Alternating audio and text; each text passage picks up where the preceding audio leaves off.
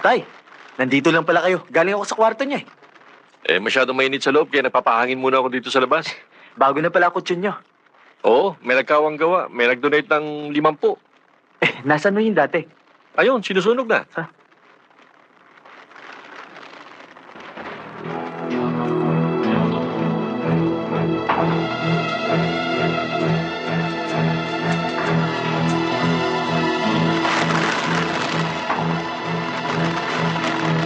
Talaga yatang hindi para sa akin. Di bale. Tapos na ang misyon natin. Kaalam-alam din kung sino talaga magkakampi. Paano? Balik Bartolina uli ako. Huwag mong isipin yon. Baka may magawa kami. Tayo na.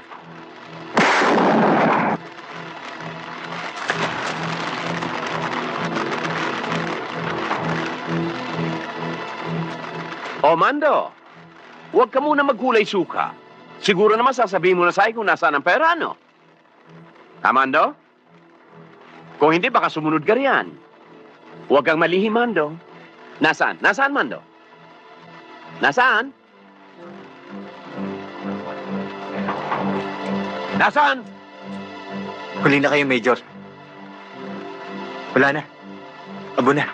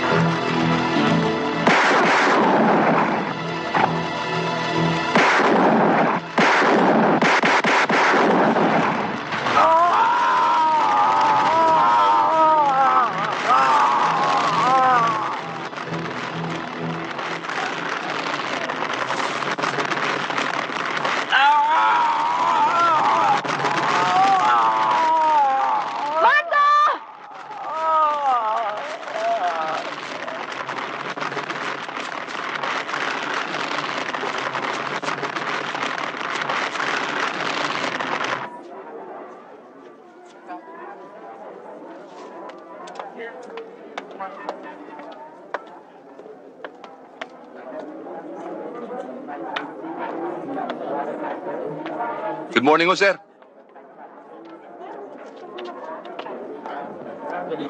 Sige.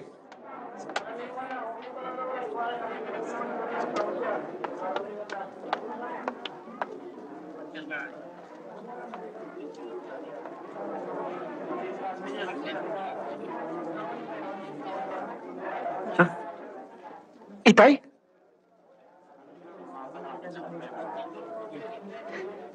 Itay!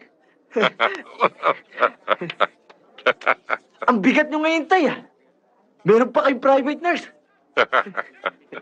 Excuse me, sir. Doon na ako maghihintay sa labas. Okay. Itay, munti ko na kayo hindi makilala. Maupo ka muna at marami tayong pagkukwentuhan. Kumusta ka na? Kinukumusta ka nga pala ni Nadia? Ilalabas ko na siya sa rehabilitation center sa 1 linggo. Kayo naman, nakalabas na sa ospisyyo. Ako na lang natitira sa loob. Nauna ba ako sa'yo, no? Swerte lang yun, anak. Hindi ho swerte. Kung tama sa spetsa ko, nakahukay kayo ng kayamanan. Hindi ho kaya? Oh, anong kayamanan ang pinagsasabi mo? Itay, yung perang iniwan ko sa kutso ng kama nyo, hindi nasunog, Naitago nyo. At nailabas ko sa ospiso na walang nakakaalam. Anong ginawa nyo? Mahabang kwento yan, anak. Kung sasabihin ko sa'yo, hindi ka maniniwala.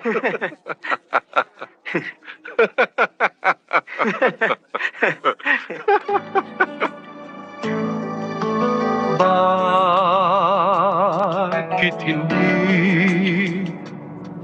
maiwasan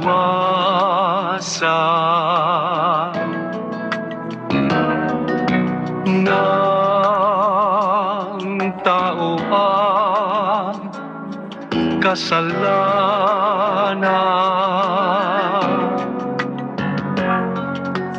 Bakit hindi kabutihan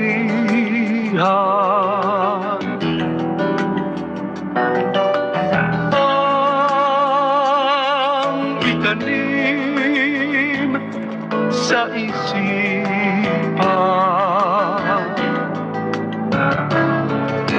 Sa nilikhay karaniwan.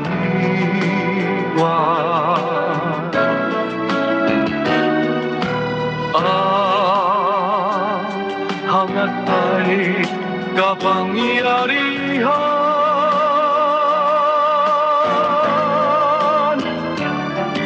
Nais maangkin ang buong sangdaigdigan. Bakit ba naman sa mundo'y ganyan ang karamihan?